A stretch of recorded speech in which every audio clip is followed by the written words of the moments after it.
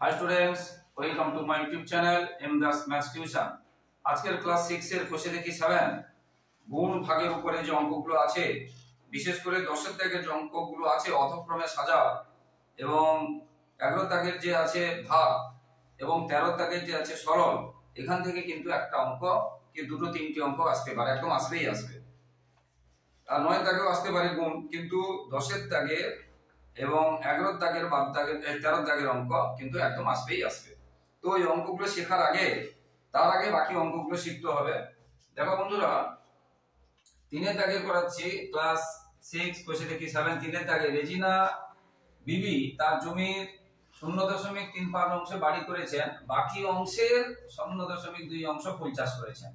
অংশের অঙ্কে মোট জমি কত, মোট অংশ কত ধরতে হয়? মোট অংশের অঙ্কে মোট অংশ কত ধরতে হয়? মোট অংশ ধরতে হয় 1। মোট অংশ সমান কত? 1।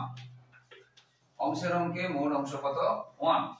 বলেছে জমির 0.35 অংশে বাড়ি করেছেন, তাহলে বাড়ি করেছেন কত? বাড়ি করেছেন তার জমির 0.35 অংশে, তাহলে জমি আমি 1 ধরেছি, তার 0.35 অংশে তিনি বাড়ি করেছেন, ঠিক আছে। তাহলে এটা 1 দিয়ে গুণ করলে কি হবে? 1 দিয়ে যদি 0.35 কে গুণ করি, সেই 0.35ই হবে। তাহলে এত অংশে বাড়ি করেছেন। বাকি অংশ, তাহলে বাকি অংশ বের করব। বাকি অংশ কি হবে? মোট অংশ কত? 1। এখানে যেহেতু দশমিক পরে দুটো সংখ্যা আছে, সেই জন্য আমরা 1 এর পরে দশমিকের পরে দুটো শূন্য দিয়ে দিলাম। মোট জমি 1, তার মধ্যে বাড়ি করেছে এত অংশ, তাহলে বাকি অংশ কত? 1 থেকে বাদ হবে। এখানে যেহেতু দশমিকের পরে দুটো ঘর আছে, সেই জন্য 1 এর পরে আমরা দশমিক পরে দুটো শূন্য দিয়ে দিলাম। এটা অংশ। এবারে বিয়োগ করো, রাফে আমি বিয়োগ করে দেখিয়ে দিচ্ছি। ধার করা বিয়োগগুলো দৃষ্টিভাবে করতে হবে যেন না ভুল হয়। 1 কে ধার দিয়ে দিল 0, এই হলো 10, 10 কে ধার দিয়ে দিলে 9, এই হলো 10। তাহলে 10 থেকে 5 গেলে 5, 9 থেকে 3 গেলে 6, হ্যাঁ একে দিয়ে দিয়েছি তো এই জন্য 9 হয়েছে, 3 গেলে 6, আর এখানে আর কিছুই নেই। তাহলে কি থাকছে? 0.05 অংশ। 0.0 রাফটা কিন্তু সুন্দরভাবে করবে, ছোট ছোট করে করবে না, পরিষ্কার পরিচ্ছন্ন বড় করে ভালো করে করবে। তাহলে 0.5 অংশ, এটা বাকি আছে। তাহলে বাকি অংশ। এবারে বাকি যে থাকলো তার আবার 0.2 অংশে ফুল চাষ করে, তাহলে ফুল চাষ করে কত? ফুল চাষ করে এই যে বাকি থাকলো 0.65 অংশ, তার 0.2 অংশে, অংশ মানে গুণ, অংশ মানে কিন্তু গুণ, এত অংশে কিন্তু ফুল চাষ করছে। বাকি জমি, মোট জমির নয়, বাকি জমির বলেছে, বাকি অংশে, ওই জন্য আগে বিয়োগ করে বাকিটা বের করে নিলাম, মোট জমি বলেন, ঠিক আছে। বাকি অংশের 0.2 অংশ ফুল চাষ করেছে। এবারে তোমরা যদি গুণ করো, আর যেহেতু একটা সংখ্যা আছে, আচ্ছা আমি রাফে দেখিয়ে দিচ্ছি। 0.5 0.2 দিয়ে গুণ কি করে করতে হচ্ছে দেখে দিচ্ছি। হ্যাঁ 2 2 5 10 এর 0 আছে, তাহলে 2 6 12, 1 13, আর যেহেতু 0 আছে পুরো 13 বসে গেল। আর এখানে 0 আছে মানে কিছু দিয়ে গুণ করার দরকার নেই। অনেকে এরকম করে এক লাইন ছেড়ে দিয়ে এখানে একটা 0 এখানে একটা 0, এটা দিতেও পারো। হ্যাঁ আবার নাও করতে পারো, যেহেতু 0 আছে তো আমরা নাও করতে পারি। আবার এক লাইন ছেড়ে দিয়ে এর জন্য একটা 0, এর জন্য একটা 0, এর জন্য পরপর বসাতে পারি। তাহলে কি হলো? 0 1 3 0। এবার দেখো এখানে কটা করে দশমিক আছে? দুটো, আর এখানে একটা 3টে। এখানে দুটো, এখানে 3টে, তাহলে 1 2 3, বা এখানে যদি করি 1 2 3, এখানে দশমিক হবে। আর যদি এই লাইনটা না করি 1 2 3, তাহলে এখানে দশমিক হবে। তাহলে সেটা কি হলো? 0.130, মানে শূন্যটা দিতে পারি, নাও দিতে পারি, এত অংশ। তাহলে কি করেছে? ফুল চাষ করেছে, ফুল চাষ করেছে। তাহলে এটাই উত্তর। তাহলে তিনি কত অংশে ফুল চাষ করেছেন? তাহলে 0.130 অংশ, বা এই শূন্যটা দিতে পারি, নাও দিতে পারি, এত অংশে ফুল চাষ করেছেন। উত্তরটা দেখো, তোমরা দেখলেই দেখে নেবে উত্তরটা এত অংশে ফুল চাষ করেছে, সেটা হয়ে গেল। এরপরে তাহলে অংশের অংশ মানে গুণ করতে হবে, বাকি মানে বিয়োগ করতে হবে, বা অবশিষ্ট মানে বিয়োগ করতে হবে, অবশিষ্ট মানে বিয়োগ করতে হবে।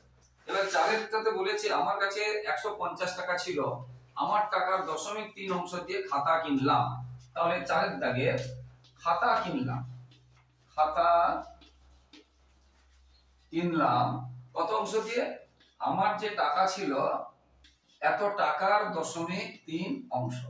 এখানে অংশ লিখবো না, এখানে অংশ লিখবো না, যেহেতু টাকা বলেছে তো এখানে টাকা লিখবো। এখানে অংশ মানে গুণ করে দিয়েছে, আর অংশ লিখবো না।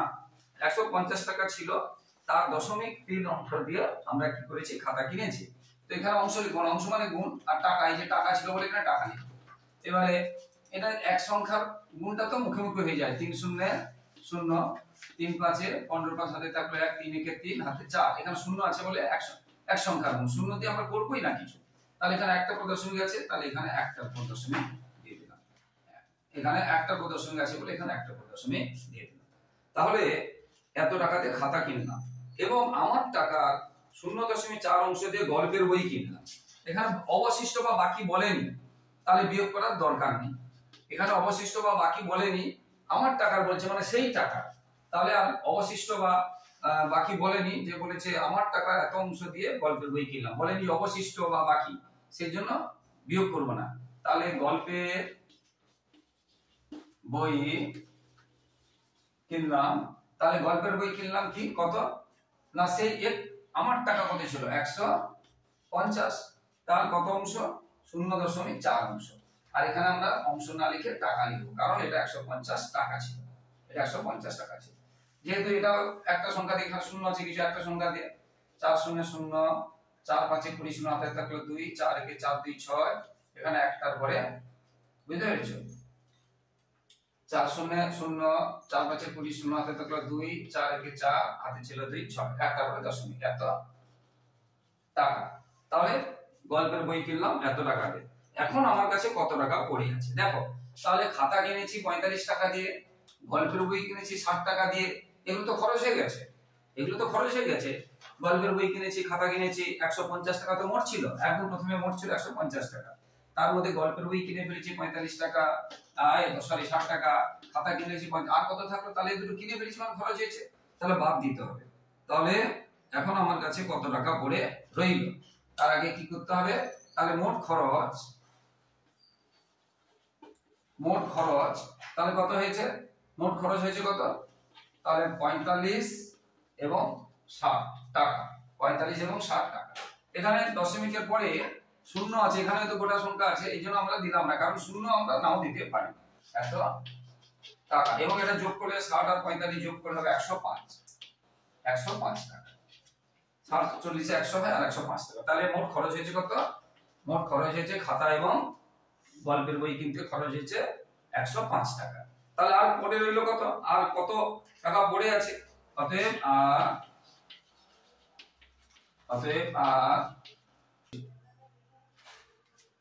তাহলে অতএব পড়ে আছে, তাহলে কি করতে, মোট টাকা কত 150 থেকে 105 খরচ হয়ে গেছে, বাদ দিতে হবে, তাহলে সেটা কত থাকলো 45 টাকা। তাহলে অতএব আর পড়ে আছে কত, 45 টাকা। অতএব আর কত পড়ে আছে, 45 টাকা। এটা হয়ে গেল উত্তর। তাহলে এরপরে তো দেখো বন্ধুরা, এরকম ভাষার অঙ্কগুলো একটু বুঝে করবে, ভাষার অঙ্ক আছে, যেহেতু ছোট ছোট ভাষার অঙ্ক, কোনটা গুণ হবে কোনটা ভাগ হবে, এরকম অঙ্ক আছে। তো এবারে তোমরা 4 5 6 দেখবে কোনটা গুণ হবে কোনটা ভাগ হবে। এই 5 6 দেখো, বলেছে মোটর গাড়ি এত কিমি যাবো, 1 কিলোমিটার যেতে ওই গাড়ির এত লিটার পেট্রোল খরচ হয়, তাহলে এত কিমি যাবো, তাহলে গুণ করতে হবে। দেখো 1 কিলোমিটার যেতে এত পেট্রোল খরচ হয়, আমি 94 কিমি যাব, দেখো 1 কিলোমিটার যেতে মোট কত যেতে হবে, 94.5 কিমি যাব, আর 1 কিলোমিটার যেতে কত খরচ হয় পেট্রোল, 0.078 লিটার পেট্রোল খরচ হয় 1 কিলোমিটার যেতে। 1 কিলোমিটার যেতে 0.078 লিটার পেট্রোল খরচ হয়, আমাকে যেতে হবে কত, 94.5 কিলোমিটার। তাহলে কত খরচ হবে, তাহলে 94.5 দিয়ে কি করতে হবে, গুণ করতে হবে, কারণ 1 কিলোমিটার তো খরচ হয়, 94 কিলোমিটার কত খরচ হবে, 94 দিয়ে গুণ করতে হবে, গুণ করলে উত্তর হয়ে যাবে 5 হাতে 40 শূন্য হাতে থাকলো 4, হ্যাঁ 5 7 35 আর 4 39 9 হাতে থাকলো 3, শূন্য থাকার জন্য সেই 3টা বসে গেল, শূন্য থাকলে বসে যাবে, এবার 5 শূন্য 0, 5 হাতে 40 শূন্য হাতে 4, 5 হাতে 35 4 39, বুঝতে পেরেছো, আর 3 হাতে থাকলো, শূন্য থাকার জন্য 3 বসে যাবে, 5 শূন্য 0। এবার 4 একটা লাইন ছেড়ে 8 4 32, 2 হাতে থাকলো 3, 7 4 28, হাতে ছিল 3, 31, হাতে থাকলো 1, শূন্য থাকার জন্য বসে গেল 4 0 0। হ্যাঁ 7 4 এটা 4 8 4 32, হাতে 3, 7 4 28 31, শূন্য থাকার জন্য বসে গেল 4 0 0। আবার 9 9 8 আবার এক লাইন ছেড়ে 9 8 72 এর এই যে 9 8 72 এর 2, হাতে থাকলো 7, 9 7 63, 63 দেখো 63 আর 7 যোগ করে নেবে, কত হয়ে গেল 70। 9 8 72 এর 2, হাতে থাকলো 7, 9 7 63 এর সাথে কত থাকছে 70, 70 এর তাহলে শূন্য হাতে থাকলো 7 7, আবার শূন্য থাকার জন্য সেই 7টা বসে যাবে আর 9 0 0। এবারে যোগ করতে হবে 0 9 আর 2 করে হাতে থাকলো 1, 3 3 6, হাতে ছিল 1 7 3 7 0। এবারে দেখো কটার পরে দশমিক, এখানে 3টে করে দশমিক, এখানে একটা করে, তাহলে মোট 4টে, এখানে 3টে এখানে একটা, এই দিক থেকে না এই দিক থেকে উল্টো হয়, এই দিক থেকে দুটোই না এই দিক থেকে, এখানে একটা এখানে 3টে, তাহলে মোট 4টা, একটা দুটো তিনটে 4টা, এটা হবে উত্তর। তাহলে এত লিটার, তাহলে এত লিটার বলেছে, কত লিটার, এটা উত্তর হয়ে যাবে এত কি এত লিটার। এটা হয়ে গেল 5 এর দাগ, এইভাবে হবে। তো এবার আমি 8এরটা করাচ্ছি, এবারে 8এরটা করব, এইভাবে কিন্তু হতে থাকে। বাকি অঙ্কগুলো দেখবে কোনটা গুণ হবে কোনটা ভাগ হবে সহজ আছে, একটু বুঝে করতে হবে, সব অঙ্ক করালে হবে না, একটু শেখার চেষ্টা করো। এবার সমবাহু ত্রিভুজের পরিসীমা দেওয়া আছে একটি বাহু, পরিসীমা মানে কি 3টি বাহু দৈর্ঘ্য, সমবাহু মানে কি 3টি বাহুই সমান, এটা যতটা এটাও যতটা, এটা পরিসীমা মানে 3টি যোগফল। তো মনে করে এটা 10 এটা 10 এটা 10, তাহলে 3 দিয়ে কত হবে 30, 10 কে 3 বার যোগ বা 10 কে 3 দিয়ে গুণ 30, এটা এটা এটা যোগ করব 3 বার বা এটাকে 3 দিয়ে গুণ করব, একই সংখ্যা 3 বার যোগ না করে আমরা গুণ করতে পারি 30। তাহলে পরিসীমা 30, তাহলে একটা বাহু কত, তাহলে 3 দিয়ে ভাগ করে 3 একে 3, শূন্য নামলো এখানে শূন্য দিয়ে শূন্য, তাহলে একটা বাহু 10। এরপর বলেছে পরিসীমা 30, পরিসীমা মানে কি 3টে ধার, 3টে ধার 30 হলে একটা ধার কত, 3টে ধার 30 হলে একটা ধার কত, মানে একটা বাহু কত 3 10 এ 30, তাহলে 10 অর্থাৎ ভাগ করতে হবে। তাহলে পরিসীমা দেওয়া থাকলে সমবাহু ত্রিভুজে, পরিসীমা দেওয়া থাকলে সমবাহু ত্রিভুজে পরিসীমা দেওয়া থাকলে কি করতে হবে, বাহু বের করলে ভাগ করতে হবে। তাহলে ভাগ করতে হবে 3 দিয়ে ভাগ করতে হবে, 1 4.4 সেমিকে ভাগ করতে হবে 3 দিয়ে। এবার 3 4 এ 12 13 14, হাতে থাকলো 2, এখানে দশমিক আছে এখানে দশমিক দিয়ে এটা নামলো, এবার 3 আছে 24 এবং এটা মিলে গেছে, এটা সেমি আছে, তাহলে এটা সেমি। তাহলে একটি বাহুর দৈর্ঘ্য কত হবে, উত্তরে লিখতে হবে একটি বাহুর দৈর্ঘ্য 4.8 সেমি, একটি বাহুর দৈর্ঘ্য 4.8 সেমি। আশা করি তোমরা বুঝতে পেরেছো। এখানে একটি বাহুর দৈর্ঘ্য বলেছে কত সেমি, তা দশমিকে প্রকাশ করো। এরপরে আমরা 9 এর দাগেরটা দিলাম, 9 এর দাগে দু একটা করাবো, 10 এর দাগে যেটা বলেছিলাম 10 এর দাগে কিন্তু মোস্ট ইম্পর্টেন্ট, একদম আসবেই আসবে 10 এর দাগে। তার আগে 9 এর দাগে যাচ্ছি। তোমরা দশমিকের গুণ মোটামুটি বুঝলে, 9 এর 6টা করছি, দেখো 9 এর 6টা কি আছে, 0.07 গুণ 0.97। তবু আরেকবার করে দিচ্ছি দশমিকের গুণ 6টা। দেখো 7 7 49, শূন্য থাকার জন্য পুরো বসে গেল, 7 7 49 শূন্য থাকার জন্য বসে গেল, হাতে যেটা 4 ছিল এবার 7 0 0। এবার এক লাইন ছেড়ে দিয়ে 9 9 7 63, হাতে ছিল 6, এই শূন্য থাকার জন্য পুরো বসে গেল, এবার 9 0 0। এই শূন্যটা দিয়ে গুণ করতে পারো নাও করতে পারো, যদি গুণ করো তাহলে এটা বসিয়ে দিবে, আর নাও করতে পারো। তাহলে 9 করতে 9 4 আর 3 কত 7, 9 করতে 9 4 3 7, আর এখানে 6 এখানে 0 এখানে 0, এখানে দেখো দুটোর পরে এখানে দুটো করে, তাহলে মোট 4টা পড়ে, একটা দুটো তিনটে 4টার পর, এটাই হয়ে গেল উত্তর। এবার যদি 3টে দিয়ে থাকে কি করবে, যদি 3টে দিয়ে থাকে কি করবে, আমি x vi কিন্তু মোস্ট ইম্পর্টেন্ট, অর্থাৎ 16 দাগে ভীষণ ইম্পর্টেন্ট, x vi ভীষণ ইম্পর্টেন্ট, 9 এর x vi ভীষণ ইম্পর্টেন্ট আছে। কি আছে বলে দিচ্ছি বন্ধুরা কোনটা ইম্পর্টেন্ট, x vi কিন্তু মোস্ট ইম্পর্টেন্ট আছে। 0.2 ইনটু 0.06 ইনটু শুধু 0.03 এটা আছে, এখানে এটাই আছে। দেখো আমরা প্রথমে এই দুটো গুণ করব, রাফে যদি করি 0.2, আচ্ছা বড় দেখতে যারা বেশি সংখ্যা সেটা উপরে রাখবে, হ্যাঁ 0.06 যেটাতে বেশি দশমিক আছে সেটা উপরে রাখবে, তাহলে সুবিধা হবে তোমাদের। এটাকে এটা দিয়ে গুণ করা মানে এটাকে এটা দেব, আমরা এটাকে উপরে রাখতে পারি আবার এটাকে উপরে রাখতে পারি, কোনো অসুবিধা নেই, যেটা বেশি সংখ্যা থাকবে উপরে রাখলে দেখতে ভালো লাগবে, সুবিধা হবে।